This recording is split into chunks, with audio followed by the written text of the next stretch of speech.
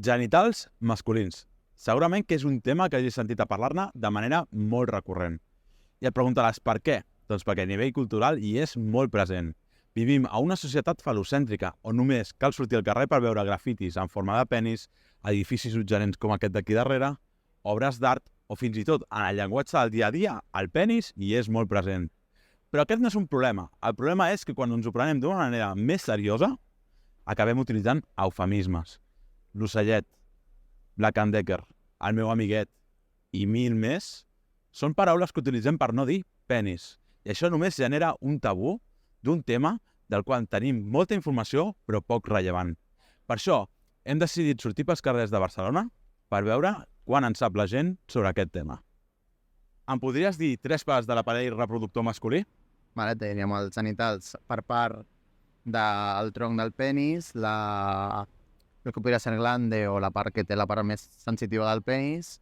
Tindríem també els testicles o la part de l'escrot, que és el recobriment dels testicles, i tindríem també altres parts que són glàndules més internes, però, bueno, els conductes deferents, no sé, depèn. Hi ha moltes parts que incorporen el que és l'òrgan reproductor masculí.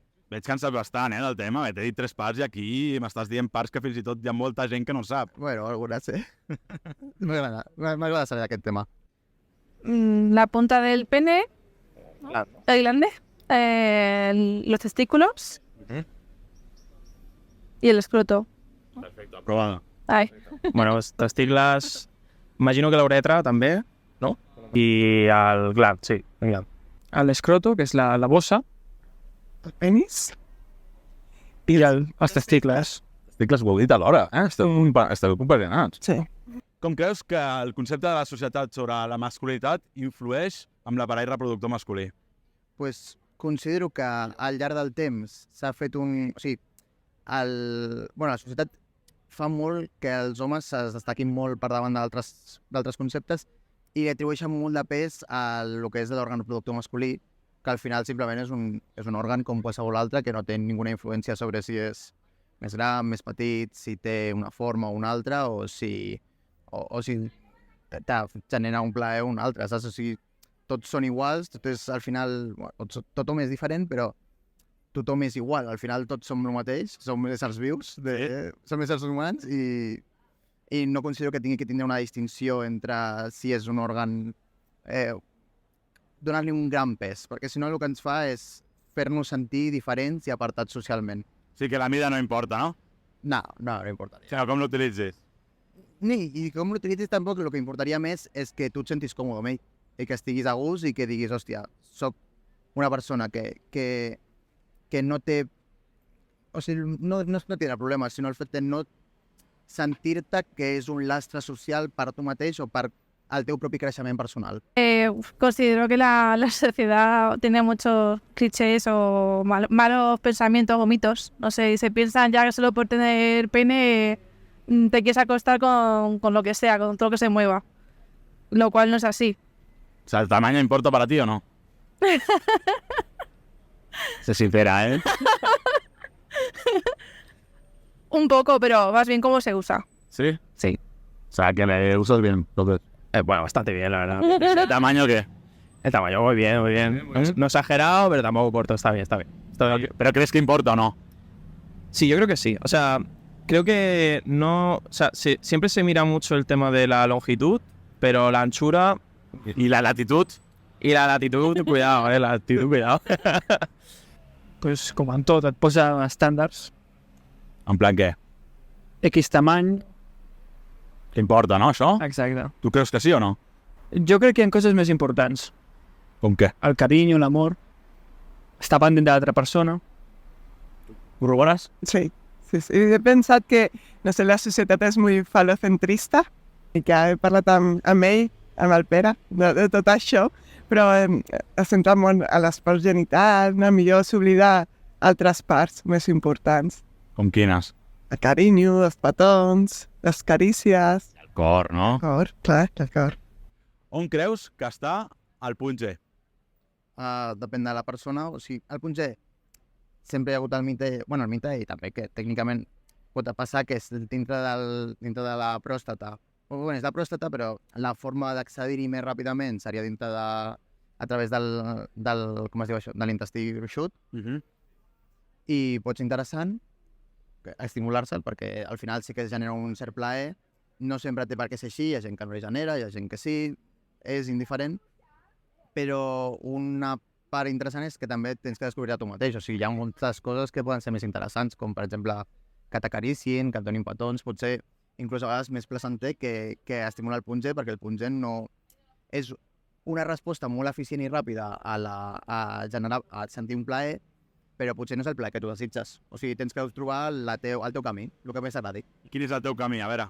El meu personal, suposo que és com els petons, les carícies, no sé, el sentir-me estimat per una persona.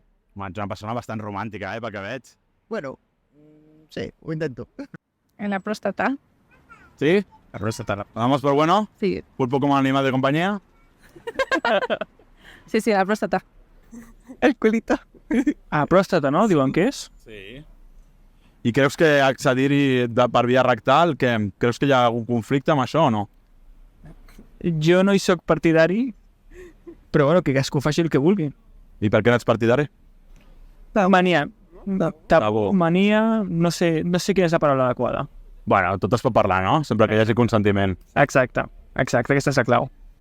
Si els genitals masculins tinguessin un superpoder, quin seria? Per mi el superpoder que ja tenen és que socialment ens hem categoritzat i no... Considero que més que un superpoder és una cosa que... És una desgràcia que sigui així. Hòstia, per ser home tens uns privilegis per tindre uns genitals, saps? Això ja a mi em sembla bastant malament. Però si tingués que tindre un superpoder al genital... És que no sé, jo si tingués que tindre un superpoder agafaria, per exemple, tindre el teletransport perquè aniria molt més ràpid als jocs i seria com el més eficient. Seria la no? Seria bastant guai. Però superpoder com a tal no sé quin serà. No sé, que et doni calor, potser. No sé, seria interessant. Home, sí, imagina't. Perquè, de fet, tota la vida quan estàs vivint és lluitar contra la hipotèrmia, saps? És mantindre't a 36 graus per evitar morir. Home, així estalviaries bastant, I estalvies bastanta energia. Un colló. Sí, bastant. El de detectar las mentiras, pienso yo. ¿Sí? Sí. ¿El poliómetro o qué? En plan que si tuviese pene, ¿no? Pero mi poder sería ese de cuando me mientas, mi pene se levanta y te señalo. I ell té aquest poder o no?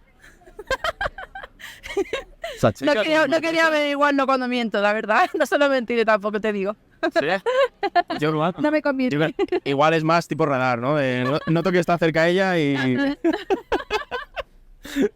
Sí, yo lo usaría de radar, la verdad. O sea, aprovechando que de manera natural, entre comillas, se pone más dura o se tensa o lo que sea, un radar, algo para buscar objetos, como un zahorí, ¿sabes? Buscar mentides i objectes, a tota l'hora. Ah, lo primer, els calés. Si puc trobar... Has pillat algun objecte o alguna mentida? Ah, de moment no. Cap de les dues. No, vaig practicant, a veure si surt. Mira, estem en sequia, que faci... Que d'alguna forma serveixin per fer que plogui. Amb un aspersor o què? Algo així, algun tipus de mecanisme per humidificar l'entorn. Potser que parés amb la Generalitat, no? A veure si amb això combatim la sequera. Exacte, a veure si ho podem gestionar. Està parat perquè hi ha eleccions i tal, però després ja parlem. Sí, tens el projecte entre mans, no? Ho he millor dit. Ho s'està estudiant. S'està estudiant en profunditat. Exacte. Que absorbi la contaminació, no? Ja que estem. Us has de fer? Sí. I demana. I la contaminació, què més? I després, no sé, que absorbi la contaminació i el soroll, jo què sé, perquè hi ha menys contaminació lumínica o sonora. Exacte, ho absorbim tot per allà. Sí. Quin consell li donaries a la gent per mantenir els genitals sans? Pues que tinguin o sigui, que es netegin, que facin, o sigui, si algun cop tenen que tindre relacions sexuals, pues ho facin amb protecció i que no tinguin por a utilitzar mètodes de protecció que els previnguin d'enfermetats de transmissió sexual. També que no facin invents raros de voy a utilizar yo qué sé, lo que tengas por casa para masturbarte como lubricante, això no pot ser una bona idea. I la malmelada No. Això indudablement no.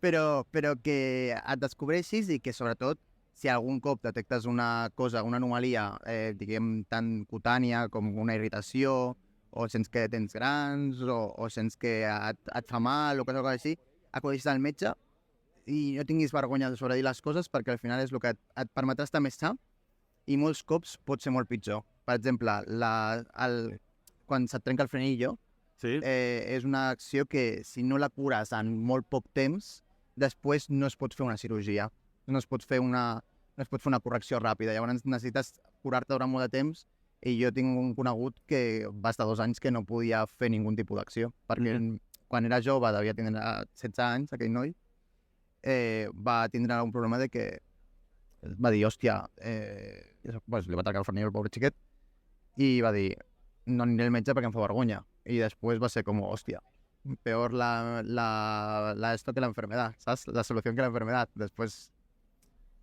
sí, és important el metge i demanar les coses com són i dir-li, el metge és el metge de confiança, t'ho dirà, serà sincer i et dirà, mira, això ho fem així, això és l'altre, però sobretot mai tindrà por de preguntar.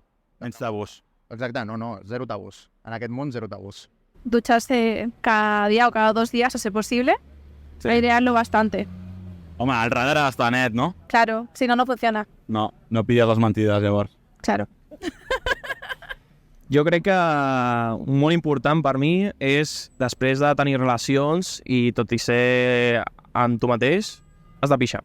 Sí? Sí, perquè jo crec que si no neteges, no pixes i tal, és probable que surtin infeccions d'orina i tot això, i que ja em va passar un cop, llavors, que per aguantar-me. Llavors és millor que, després estàs al llit, estàs cansat potser, que m'alegro molt per tu, però aixeca't, vés a pixar, renta't bé i ja no tindràs problemes per demà si vols tornar a fer cosetes llavors. Jo crec que la gent s'oblida d'això. Qui diu demà, diu d'aquí 5 minuts, no? Aquí, per exemple, o sigui, ja... Si estàs molt cansat, potser ja et dorms, però has de fer l'esforç, d'anar i pixar, perquè t'ajuda molt. Quin nom té el teu radar? Es diu Moisès, ara mateix, sí. Separa les aigües o què? Separa les aigües. Separa les aigües ara mateix, sí. Higiene bàsica i qualsevol dubte, per això està el metge, com qualsevol altra part del cos. I protecció també. Clar. La protecció és molt important. Que ara han augmentat les ITS, Sí? llavors és molt important tenir protecció i també coneixement del tema. Vale. I parlant de temes, tu m'has xivat abans que tens un podcast, no? Sí. De què va? Sobre Japó. Es diu Tanuki de Kyoto. I on et pot seguir la gent? El pots seguir en iVoox i en Spotify també. Doncs ja heu sentit els nostres entrevistats. Si en voleu saber més, tan fàcil com anar al nostre podcast de Spotify. Salut i bon sexe.